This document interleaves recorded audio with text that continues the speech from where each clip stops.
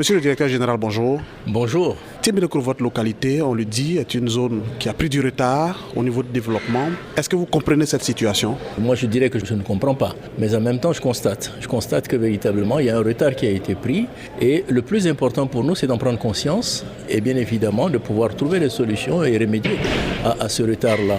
Et pouvoir tenir surtout compte de la volonté du gouvernement aujourd'hui d'avoir un développement qui soit un développement inclusif, qui n'exclut donc pas des régions. Et nous considérons que c'est une opportunité que nous avons au niveau de Tiémélécro de nous retrouver dans un cadre qui nous permet justement de partager ce souci que nous avons de voir notre sous-préfecture connaître le développement, pouvoir assurer la cohésion autour de ce sujet important qui est celui du développement, assurer également la paix, mais l'unité de l'ensemble du peuple à Ali pour permettre à ce que globalement nous puissions adresser les questions de développement au gouvernement. Et quand on regarde l'ensemble de la politique gouvernementale dans le cadre du PND, c'est des éléments que nous devrons pouvoir naturellement préciser. Le gouvernement a déjà un plan qui va inclure l'ensemble des zones économiques, l'ensemble du territoire ivoirien. Mais nous sommes pressés. Il va s'agir pour nous d'être très volontaires, d'être très dynamiques, permettre à ce que nos préoccupations soient adressées et soient prises en compte. C'est de cela qu'il s'agit. Donc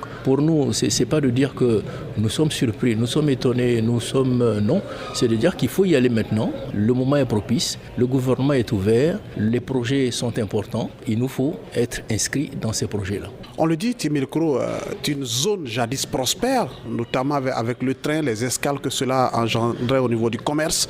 Ce n'est plus le cas aujourd'hui. Vous pensez que les actions n'ont pas suivi? Le développement, il est dynamique, d'une part, mais d'autre part, il y a encore une fois des questions de priorité. Il y a des questions également de programme de gouvernement. Moi, ce que je note aujourd'hui, c'est que le programme de gouvernement du président Alassane Ouattara inscrit le développement de l'ensemble du pays de la Côte d'Ivoire. Si vous rentrez, vous qui êtes journaliste, vous allez aujourd'hui sur tout le territoire ivoirien, vous voyez que tout le territoire, tout le pays est en chantier. Il n'y a pas de raison que Tiémélécro ne soit pas en chantier. Certains pans de Tiémélécro sont en chantier. Il y a les routes qui sont en train d'être réalisées. Le président était en visite d'État dans le département de Mbato. Il y a des promesses qui ont été faites. Ces promesses-là commencent à être mises en œuvre. Donc pour nous, c'est de dire qu'il y a une opportunité, encore une fois, que nous devons pouvoir saisir et faire en sorte que dans le cadre de ce développement global, au travers justement des routes qui vont s'ouvrir pour permettre quelque part un désenclavement de Tiémélécro, ces routes-là qui vont se construire, les infrastructures d'éducation, de santé et autres qui vont se développer, et nous espérons également la promotion de Tiémélécro comme département pour là aussi faciliter, accélérer le développement. Bon, c'est des choses que nous allons devoir adresser et pour lesquelles, je le répète, nous avons une opportunité, un gouvernement qui est totalement ouvert, il faut s'y inscrire, il faut y aller. Tiémélécro, tout est à refaire, tout est urgent aujourd'hui, l'éducation, la santé, mais aussi la route. Pour vous, il faut commencer par quoi? On dit en général la route précède le développement. Moi, je considérerais qu'il faudra commencer par la route. Mais en même temps, concomitamment, il faut voir de façon transversale tous ces domaines d'activité qui permettent justement d'assurer ce développement harmonieux et intégré. On a toutes les infrastructures sociales qu'il faille également développer. Il y a l'école, il y a les centres de santé qu'il va falloir également développer. Mais il y a l'urbanisme de façon globale qui va falloir aussi organiser. Tous ces éléments-là, pour moi, il fait de doute qu'à partir de la route, tout va se faire. À partir de la route, bien évidemment, il va y avoir un développement. On le dit également, on a au niveau des pistes rurales, bon, là aussi, il y a des actions qu'il va falloir mener pour permettre à nos mères qui sont dans les cultures vivrières de pouvoir mettre sur le marché l'ensemble des productions qu'elles réalisent pour la création de richesses. La route précède le développement. Aujourd'hui, vous les cadres, sous l'impulsion de sous-préfet, vous vous donnez la main pour penser au développement. Quel sera concrètement votre rôle en tant que cadre, vous, mais aussi les autres? Qu'est-ce que vous allez faire pour que Tiémélécro sorte de l'ornière? Alors, on va surtout appuyer ce que nous avons commencé de faire depuis bien longtemps. Inciter, susciter, conscientiser, amener tout le monde autour justement de la question de développement de Tiémélécro. On va le poursuivre. Ça ne date pas de maintenant. Il va s'agir pour nous d'appuyer cette action de monsieur le sous-préfet de sorte à ce qu'il y ait cette union qui est nécessaire, qu'il y ait cette solidarité qui est également indispensable et qu'il y ait justement cet engouement autour de la question du développement. Mais tout cela passe par la paix. Tout cela passe par la cohésion autour de cet idéal-là et ça, nous allons encore davantage nous impliquer pour que globalement on arrive à cet objectif de voir Tiémélécro sortir réellement de l'ornière. Aujourd'hui, avec cette initiative, c'est vrai, c'est un début, mais les actions vont suivre. Comment vous voyez l'avenir de cette belle localité qui est Timélécro? Je suis de nature optimiste, patient mais optimiste. Et je vois aujourd'hui, avec cette autre initiative qui est prise, une mise en marche de façon cette fois-ci irrémédiable du développement de Timélécro. J'ai foi en cet avenir, j'ai foi en la Côte d'Ivoire. Timélécro fait partie de la Côte d'Ivoire. La Côte d'Ivoire est en train de se développer. Il n'y a pas de raison que Timélécro ne se développe pas également. Donc moi j'ai foi au développement harmonieux de toute la Côte d'Ivoire et avec la Côte d'Ivoire bien évidemment Timélécro. Vous êtes le directeur général du port de San Pedro. Le trafic est passé de 1 million à 6 millions, c'est important. Qu'est-ce qui a milité en faveur de cette nouvelle donne? C'est de 1,2 million à 6 115 000 tonnes depuis l'avènement, encore une fois, du président Alassane Ouattara. C'est d'abord cette aura du président Alassane Ouattara dont nous avons en réalité bénéficié et de toute cette politique qui est menée par le gouvernement qui permet justement d'avoir une attractivité au niveau de l'économie ivoirienne et cette attractivité permet un développement de l'activité portuaire. Le port, en réalité, c'est quoi? C'est justement cet outil de développement qui permet d'accélérer, qui permet d'améliorer, de consolider le commerce extérieur de la Côte d'Ivoire.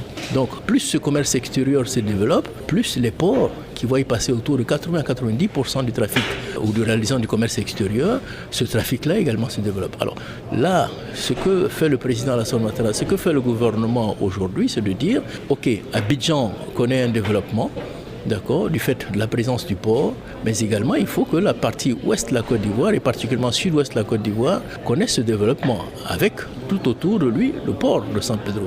Il faut se rappeler tout de même que nous avons un potentiel de presque 3 milliards de tonnes en termes de réserves forestières, en termes de réserves minières, en termes de réserves agricoles, etc.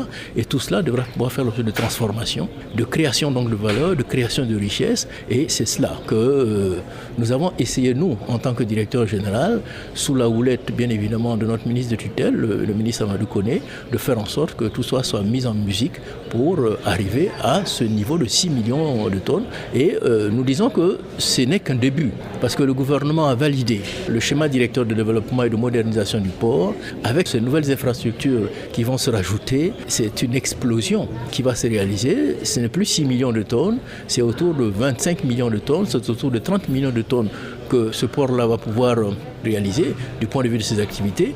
Mais derrière cela, autour de 40 000 emplois directs et indirects qui vont être créés. C'est la production intérieure de la zone économique de San Pedro qui va connaître également un accroissement. C'est l'administration douanière qui va voir également ses recettes de port augmenter. Le tout pour le bien-être, bien évidemment, de l'ensemble de la Côte d'Ivoire et particulièrement de la partie ouest de la Côte d'Ivoire. C'est important de 1,5 million à 6 millions, c'est énorme. Des projets dans l'immédiat? Avant la fin de cette année, Dieu le voulant, nous allons réceptionner un nouveau terminal qui est le terminal industriel polyvalent qui va avoir vocation justement à traiter tout ce qui est petits minerais, notamment le nickel. Tous les produits cimentiers également passeront par là, les engrais également passeront par là. C'est un supplément de pratiquement 5 millions de tonnes que nous aurons du fait de l'existence de ce nouveau terminal. Après cela, il y a le lancement des grands projets structurants, notamment un nouveau terminal à conteneurs qui va avoir lieu, qui va être installé avec une capacité d'1 million de boîtes équivalent 20 pieds, avec des navires là aussi de très grande capacité qui vont pouvoir rentrer au port.